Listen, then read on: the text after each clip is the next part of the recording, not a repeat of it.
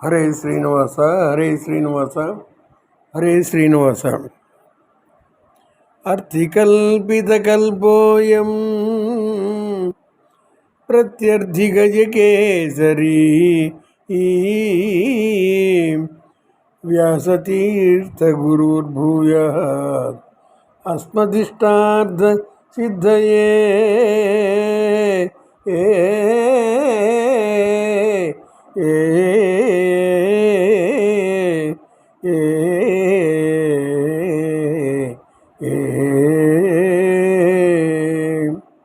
జై వ్యాసరాయ ప్రభుకి జై. భక్తవరేణ్యులారా, శ్రీ వ్యాసతీర్థుల వారి చరిత్ర మనం నిన్నటి రోజున ప్రారంభం చేశాం. ఆ మిగతా విశేషాలు ఇవాళ మనవి చేస్తాను. వ్యాసతీర్థుల వారు సాక్షాత్ ప్రహ్లాదుడి అంశాన్ని మీకు మనవి చేయడం జరిగింది. ద్వాపర యుగంలో బాగ్లీగ మహారాజుగా వీరు అవతరించారు. అయితే కురుక్షేత్ర సంగ్రామంలో దుర్యోధనుడి పక్షాన నిలబడి యుద్ధం చేశారు. కలియుగంలో 600 సంవత్సరాల క్రితం వీరు ప్రసిద్ధులైనటువంటి మహనీయులు. శ్రీకృష్ణదేవరాయలు రాజ్యాన్ని పరిపాలన చేస్తున్నప్పుడు వీరు శ్రీకృష్ణదేవరాయలకి రాజగురువుగా ఉండేవారు. వారి చరిత్ర మనం ఇప్పుడు వింటున్నాం. వీరి చరిత్ర ఒక అద్భుతమైనటువంటి చరిత్ర. 9 సంవత్సరాలకే వ్యాసతీర్థ అనేటువంటి నామధేయంతో సన్యాస దీక్ష తీసుకున్నారు. అక్కడ నుండి వీరు బాగిలు అంటే తలుపు, ముళబాగిలు అంటే ముక్తికి తలుపు అని అర్థం. అక్కడ శ్రీపాదరాజ స్వాముల వారని మహనీయులు ఉన్నారు. ముళబాగిల్ అనేటువంటి ఊరు కోలారు జిల్లాలో అక్కడ ఉంది. ఆ ముళబాగిల్లో నరసింహ తీర్థ అని ఒక తీర్థం ఉంది, అంటే ఒక కోనేరు. అక్కడే శ్రీపాదరాజ స్వాముల వారని మహనీయులు ఉన్నారు. వీరు ధ్రువుడి యొక్క అంశతో అవతరించినటువంటి మహనీయులు. కృతయుగంలో ధ్రువుడు అవతరించి రాజ్యపాలన చేశారు కదా, ధ్రువ చరిత్ర మనకు తెలుసు. ఆ ధ్రువుడే కలియుగంలో శ్రీపాదరాజ స్వాముల వారిగా అవతరించారు. వారి వద్ద వ్యాసతీర్థుల వారు శిష్యరికం చేశారు. ఇప్పుడు వ్యాసరాయల వారికి 9 సంవత్సరాలు. ఆ రోజుల్లో చంద్రగిరి మహారాజుకి శ్రీపాదరాజ స్వాముల వారు రాజగురువుగా ఉండేవారు. శ్రీపాదరాజ స్వాముల వారి కాలంలో చాలా తిరుమల క్షేత్రం బ్రహ్మాండంగా వెలిగింది. చంద్రగిరి మహారాజు వెంకటేశ్వర స్వామికి చాలా గొప్ప భక్తుడు. ప్రతిరోజు కూడా కొండపైన వెంకటేశ్వరుడికి నివేదన పూర్తయిన తర్వాత, అంటే గంట వాయిస్తారు కదా, ఆ గంట కిందకి వినిపించేట్టుగా ఏర్పాటు చేసుకున్నాడు. అక్కడ నివేదన పూర్తయిన తర్వాత ఆ గంట వినిపించిన తర్వాతనే తాను భోజనం చేసేవాడు. అంతటి మహాభక్తుడు ఆ చంద్రగిరి మహారాజు. ఆ రోజుల్లో ఆయన హయాంలో సంవత్సరానికి 7 సార్లు బ్రహ్మోత్సవాలు జరిగేవి. ఒక్కొక్క సంవత్సరానికి మామూలుగా ఈ రోజుల్లో మనం ఒక బ్రహ్మోత్సవం చూస్తాం. అధిక మాసంలో 2 సార్లు బ్రహ్మోత్సవాలు చూస్తాం. కానీ వారి కాలంలో, ఆ మహాభక్తుడైనటువంటి చంద్రగిరి మహారాజు కాలంలో ప్రతి సంవత్సరం 7 సార్లు బ్రహ్మోత్సవాలు చేసేటువంటి అవకాశం ఉండేది. మరి వాళ్ళు అలా ఏర్పాటు చేశారు. వాళ్ళ యొక్క భక్తి అపారం. మహాభక్త శిఖామణి ఆ చంద్రగిరి మహారాజు. ఇలా ఉంటుండగా ఇప్పుడు నేను చెప్తున్నటువంటి చరిత్ర తిరుమల చరిత్రలో ఉంది. కాబట్టి ఇది సొంత కవిత్వం కాదు, ఆధారాలు ఉన్నాయి, చరిత్ర ఉంది, లిఖింపబడి ఉంది. కాబట్టి ఒకసారి ఏమైందంటే చంద్రగిరి మహారాజు రాజ్యాన్ని పరిపాలన చేస్తూ వెంకటేశ్వర స్వామి భక్తుడిగా ఉన్న సమయంలో ఒకసారి ఒక విచిత్రం జరిగింది. ఒక జరగకూడని కార్యం జరిగింది కొండపైన. ఏమిటంటే ప్రధాన అర్చకుడు ఆయన కుమారుడి యొక్క పుట్టినరోజు వేడుకను చాలా అత్యంత వైభవంగా చేశాడు.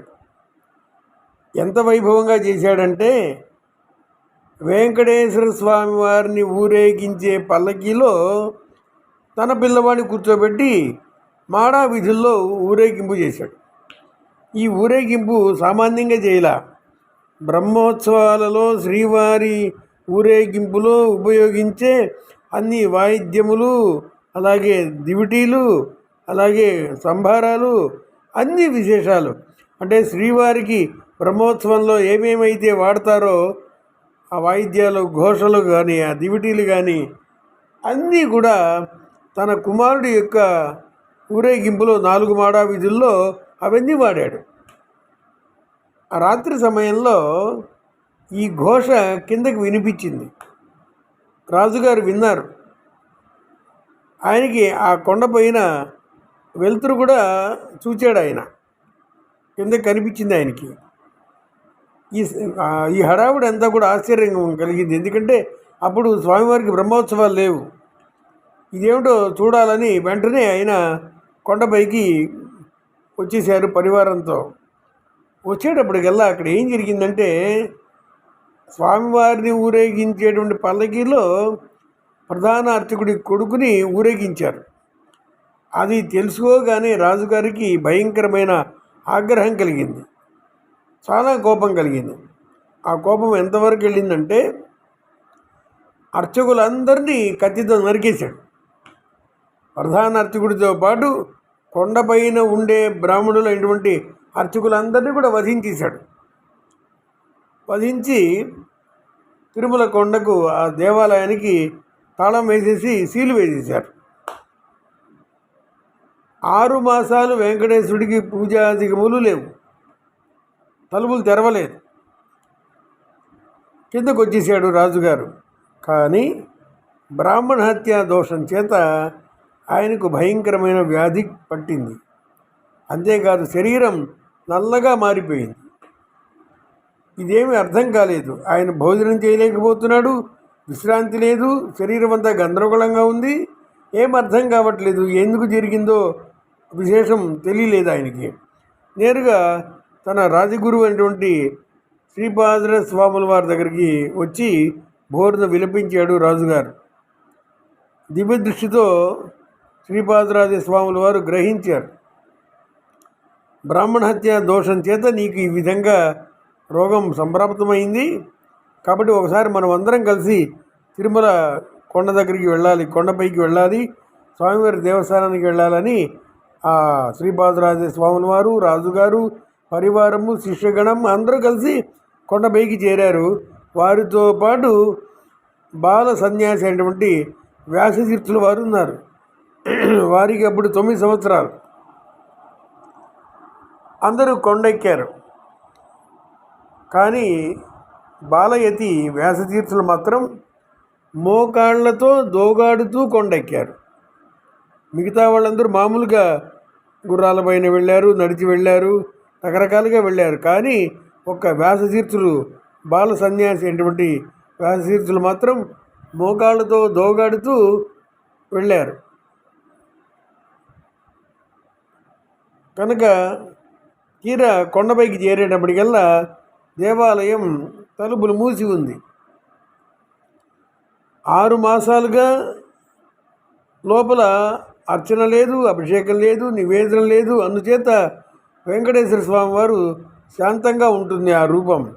కానీ పూజాధికములు, నివేదన, అభిషేకములు లేని కారణంతో లోపల విగ్రహం చాలా ఉగ్ర నరసింహస్వామిలాగా ఉండొచ్చు అని భయంతో ఉన్నారు అందరూ కూడా.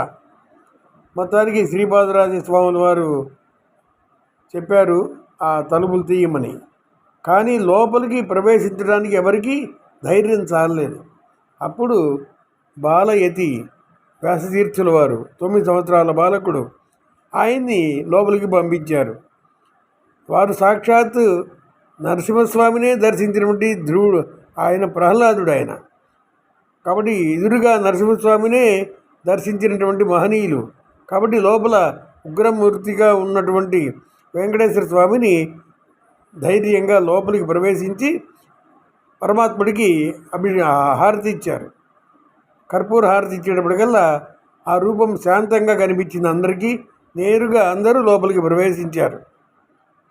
ఎందుకంటే అర్చన లేదు, ధూపదీప నైవేద్యాలు లేవు, అభిషేకాలు లేవు, ఏమీ లేవు. అలా ఉన్నటువంటి స్వామివారిని శాంతపరిచారు ఆ భక్త ప్రహ్లాద అంశ అయినటువంటి శ్రీ వ్యాసతీర్థుల వారు. ఆ రోజు నుంచి ఆ దేవాలయం యొక్క పరిరక్షణ, పూజాధికములు అన్నీ కూడా వ్యాసతీర్థుల వారికి అప్పగించారు రాజుగారు. శ్రీ వ్యాసతీర్థుల వారు 12 సంవత్సరాలు వెంకటేశ్వర స్వామి వారికి పూజాధికములన్నీ కూడా నిర్వర్తించారు. అలాగే శుక్రవారం నాడు స్వామివారికి పూజ అంతా కూడా అభిషేకం కానీ సమస్త సేవలు ఈ రోజుకి కూడా వ్యాసతీర్థుల వారు నిర్ణయించిన విధంగానే కొండపై జరుగుతూ ఉంటుంది. వ్యాసతీర్థుల వారు ప్రతిరోజు కూడా స్వామి పుష్కరిణి ఒడ్డున అనగా వరాహస్వామి వారి దేవాలయానికి సమీపంలో ఒక చిన్న మంటపంలో ముందుగా తన యొక్క అర్చనామూర్తులు, అంటే ఆ పీఠాధిపతి కాబట్టి వారి దగ్గర విగ్రహాలు ఉంటాయి. ఆ స్వామివారిని అర్చించిన తర్వాత స్వామి వెంకటేశ్వర స్వామి వారి యొక్క పూజలన్నీ కూడా నిర్వర్తించేవారు. ఈ రోజుకి కూడా మీరు చూడొచ్చు, ఆ కొండపైన స్వామి పుష్కరిణి ఒడ్డున అనగా వరాహస్వామి వారి దేవస్థానం సమీపంలో శ్రీ వ్యాసరాజ ఆహ్నిక మంటపం అని ఒక చిన్న గది ఉంటుంది. పైన బోర్డు ఉంది, శ్రీ వ్యాసరాజ ఆహ్నిక మంటపం. ఆహ్నికం అంటే పూజ. వ్యాసరాజుల వారు పూజ చేసినటువంటి మంటపం ఈ రోజుకి అక్కడ మీకు అక్కడ లోపల విగ్రహాలు ఉన్నాయి, దర్శించుకోవచ్చు. ఆ రీతిగా కొండపైన 12 సంవత్సరాలు పూజను అవిఘ్నంగా నిర్వర్తించినటువంటి మహనీయులు వ్యాసతీర్థుల వారు. వారు 12 సంవత్సరాలు కూడా బ్రాహ్మీ ముహూర్తంలో, అంటే తెల్లవారుజామున 2-3 గంటలకే కొండ ఎక్కేసేవారు. ఎలాగా? మోకాళ్ళతో దోగాడుతూ ఎక్కేవారు, మళ్ళీ అలాగే దిగేవారు. కొండపైన స్వామివారికి సమస్త సేవలు చేసేవారు. మళ్ళీ తిరిగి రాత్రి సేవలన్నీ పూర్తయిన తర్వాత కిందకు వచ్చేవారు. మళ్ళీ ఉదయం ఆ 2:30-3 గంటలకి మళ్ళీ కొండపైకి వెళ్ళేవారు మోకాళ్ళతో దోగాడుతూ. కాబట్టి ఆ విధంగా చేయటం సామాన్య మానవులకు సాధ్యమా? కొద్దిగా ఆలోచించినట్లయితే మనకు అర్థమైపోతుంది. ఎందుకంటే వాళ్ళు దేవతలు, సాక్షాత్ మహాభక్త శిఖామణి అయినటువంటి ప్రహ్లాద రాజకుమారుడే వ్యాసతీర్థుల వారుగా అవతరించి ఆ విధంగా వెంకటేశ్వర స్వామి వారిని సేవించారు. సరే, 12 సంవత్సరాలు జరిగిపోయింది. అయితే రాజుగారు బ్రాహ్మణులందరినీ వధించేటప్పుడు ఒక విషయం జరిగింది. బ్రాహ్మణులందరినీ రాజుగారు వధించేశారు. కానీ ఆ ప్రధాన అర్చకుడి యొక్క కుమార్తె గర్భవతిగా ఉండగా ఆమె పుట్టింటికి వెళ్ళింది. కాబట్టి ఆమె మాత్రం బతికింది. అంటే ఆమె గర్భంలో ఉన్నటువంటి పిల్లవాడు బతికాడు. ఇప్పుడు ఆ పిల్లవాడికి 12 సంవత్సరాలు వచ్చింది. కాబట్టి వ్యాసతీర్థుల వారు ఆ పిల్లవాడిని రప్పించారు కొండపైకి. రప్పించి తనకు తిరుమల క్షేత్రం అపార ధనరాశితో కూడినటువంటి క్షేత్రం అది. అంటే అక్కడ కొన్ని వేల కోట్ల సంపద ఉన్నటువంటి దేవస్థానం. స్వామివారి ఒంటిపైన 150 కేజీల బంగారం ఉంటుంది. అంటే దాంట్లో ఆ ఆభరణాల్లో రాళ్ళు, నవరత్నాల బరువు కాదు నేను చెప్పింది, కేవలం బంగారమే 150 కేజీలు. అంతటి అపారమైనటువంటి సంపద కలిగినటువంటి దేవస్థానాన్ని, తన అధీనంలో ఉన్నటువంటి దేవస్థానాన్ని సర్వసంగ పరిత్యాగులైనటువంటి వ్యాసతీర్థుల వారు ఈ ప్రధాన అర్చకుడి యొక్క పిల్లవాడికి అంటే గర్భవతిగా ఉన్నటువంటి ఆవిడే ఆ పిల్లవాడిని ప్రసవించింది కదా, ఆ పిల్లవాడికి అప్పగించి మళ్ళీ ఆ దేవస్థానాన్ని వైష్ణవుల పరం చేశారు. అటువంటి మహనీయులు శ్రీ వ్యాసతీర్థులు. హరే శ్రీనివాస.